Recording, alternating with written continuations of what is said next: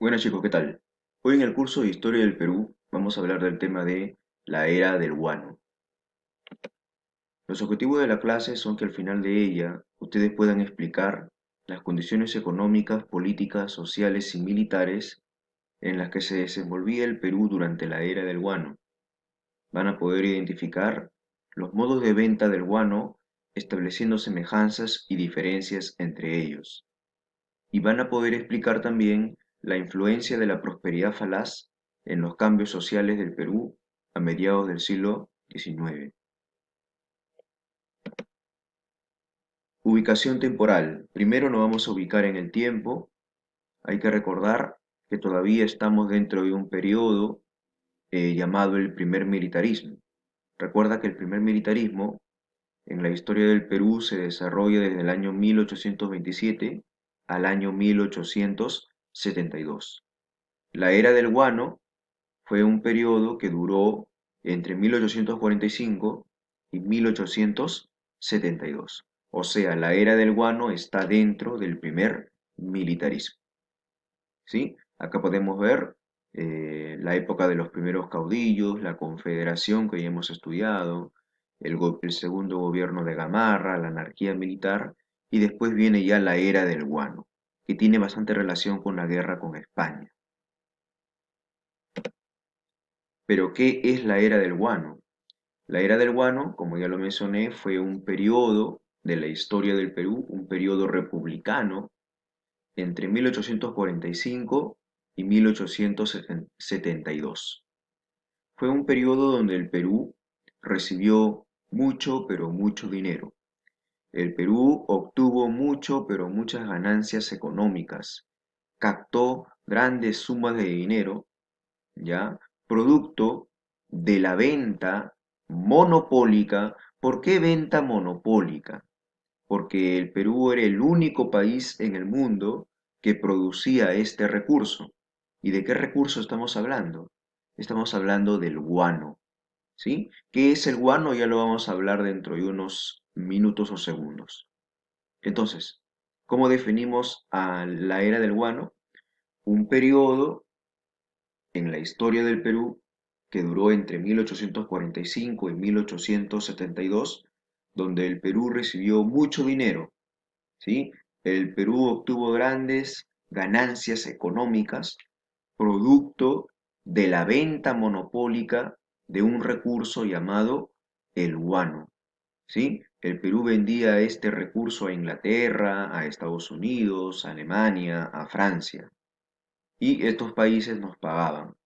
Y ese dinero fue a parar al tesoro público del Estado peruano, ¿sí? Bien, pero el historiador Jorge Basadre, ¿sí? Un historiador que siempre lo mencionamos en el curso de Historia del Perú, denomina o llama a este periodo de la era del guano con el nombre de la prosperidad falaz. Entonces, Jorge Basadre denomina este periodo con el nombre de la prosperidad falaz. ¿Por qué? Porque fue un periodo de bonanza económica, es decir, fue un periodo donde el Perú recibió mucho dinero. ¿Pero por qué falaz? Porque esto no se convirtió en un desarrollo económico para el país y para todos los peruanos, ¿sí? La palabra prosperidad significa bonanza, pero la palabra falaz significa engaño, mentira, algo que no se hace realidad. Sí, precisamente, el Perú recibió mucho dinero y el Perú tuvo una gran oportunidad de convertirse en una gran potencia, a lo mejor no a nivel mundial, pero sí a nivel continental en América, ¿sí? Pero esto no se cumplió, ¿sí? ¿Por qué? Porque este periodo de bonanza económica, como ya lo vamos a estudiar más adelante en las próximas clases, termina en una grave crisis económica, ¿sí? Muchos nos preguntamos, ¿pero por qué? Si fue un periodo donde el Perú recibió mucho dinero, ¿por qué termina en una bancarrota o en una crisis económica? Eso debido a muchos factores, pero principalmente a dos: la corrupción y también una guerra que tuvimos. como ya lo mencionamos hace unos minutos, la guerra que tuvimos con España. Vamos a tener nuevamente una segunda guerra con España, esta vez ya no por la independencia, sino por controlar nuestros recursos y también eh, ante un interés que tuvo España de recolonizar América, como ya lo vamos a ver en su clase respectiva. Entonces, por eso es que Jorge Basadre denomina este periodo con el nombre de la prosperidad falaz, un periodo de bonanza, pero que terminó en una grave crisis económica. Pero, ¿qué es el guano? El guano es un recurso natural fundamental a mediados del siglo XIX, muy valorizado y muy preciado a nivel mundial a mediados y durante lo que faltaba, lo que restaba del siglo XIX, de los años 1800. ¿Sí? El guano consiste en las heces de las aves que habitan el litoral peruano, ¿sí? Como por ejemplo el pelícano, el guanay, por ejemplo, también el pájaro piquero del mar peruano, etcétera. Las heces de estas aves que acabo de mencionar, ¿sí? Se le conoce con el nombre de guano, ¿sí? Los científicos ya descubrieron que estas heces tienen nutrientes, estas heces tienen elementos químicos que al echarlos a la tierra hacen que ésta sea más fértil o más productiva. En resumen, el guano ¿qué es? Es un fertilizante, es un recurso que hace que la tierra sea más fértil, más productiva, ¿sí? Entonces fue muy valorizado por los campesinos. Esto ya se sabía en el antiguo Perú. Los mochica, por ejemplo, ¿sí? Los incas, los chimú, utilizaban el guano para fertilizar sus tierras. Se sabía aquí en el antiguo Perú de que el guano era un fertilizante, pero allá en los países europeos no sabían esto, ¿sí? No sabían nada de esto. Tuvo que llegar un explorador llamado Alexander von Humboldt que lleva muestras de guano desde acá del Perú hasta Europa, específicamente a los laboratorios de Francia, los laboratorios científicos de allá de Francia. Y estos químicos científicos allá en Europa descubren pues que el guano es un gran fertilizante.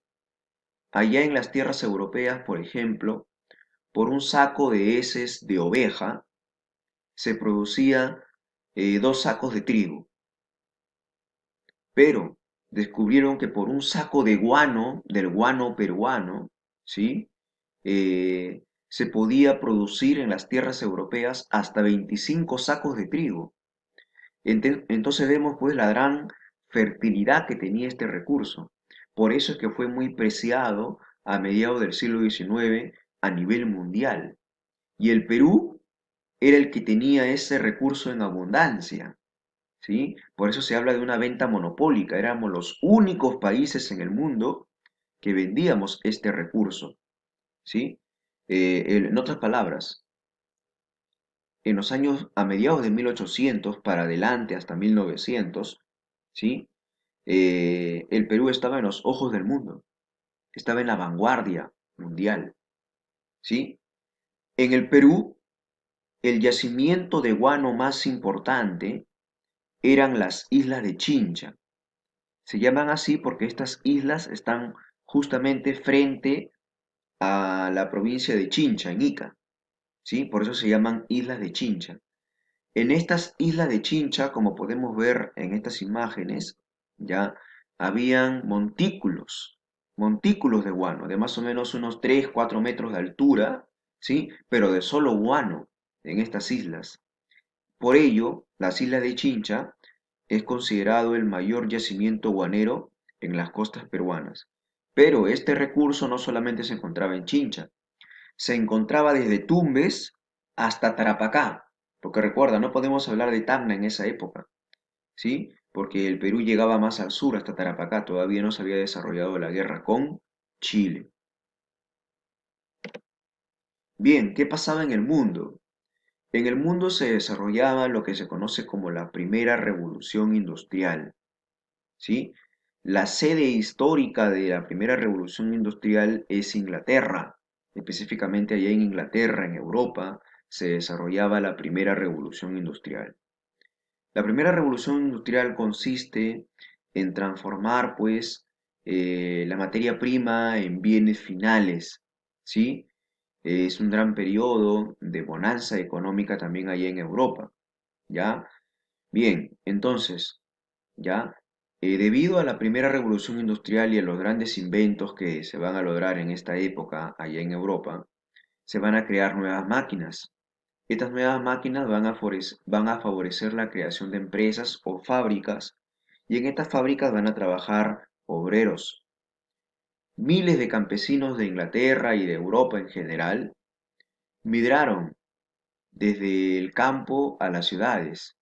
Migraron a las ciudades inglesas como por ejemplo Manchester, ¿sí? Donde estaban estas fábricas, y dejaron de ser campesinos y se transformaron en obreros, ¿sí? Esto para recibir mayor cantidad de ganancias y también debido a una famosa política de campos cercados allá en Inglaterra, ¿no? Que ya se va a hablar en su clase de Historia Universal, en la clase respectiva. Entonces, debido a lo que pasaba en Europa, la primera revolución industrial y la creación de fábricas y la transformación del campesino inglés, por ejemplo, en obrero, las tierras allá en Europa quedaron prácticamente deshabitadas, ¿sí? A manos de un pequeño grupo de personas.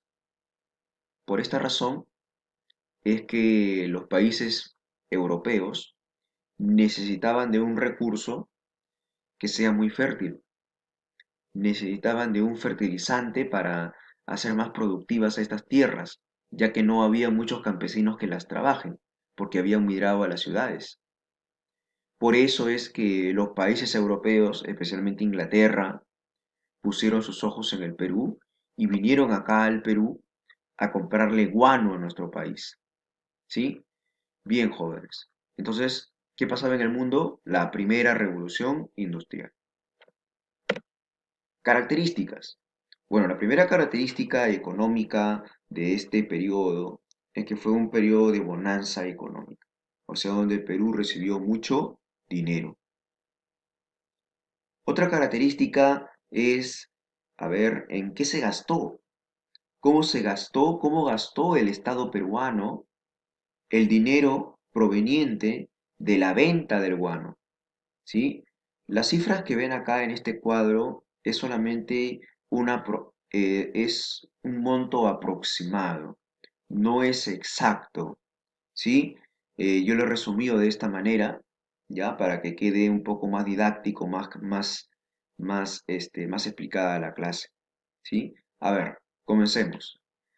El 53%, más del 50% del dinero que llegó al Estado peruano fue malgastado, ¿sí? En la expansión de una burocracia civil y militar. ¿Qué significa eso? Que en otras palabras significa que más de la mitad de este dinero que vino de producto de la venta del guano fue a parar a los bolsillos de los criollos y de los militares.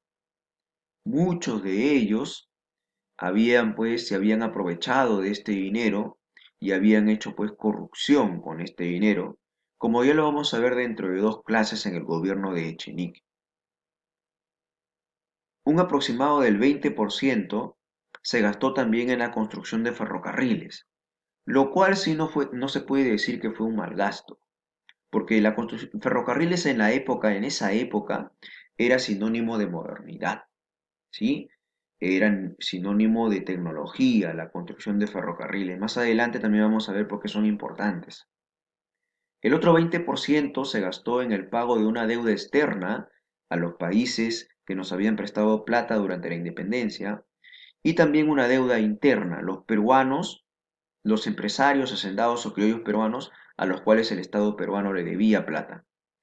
Y un 10% aproximadamente en la liberación de esclavos y en la eliminación del tributo indígena.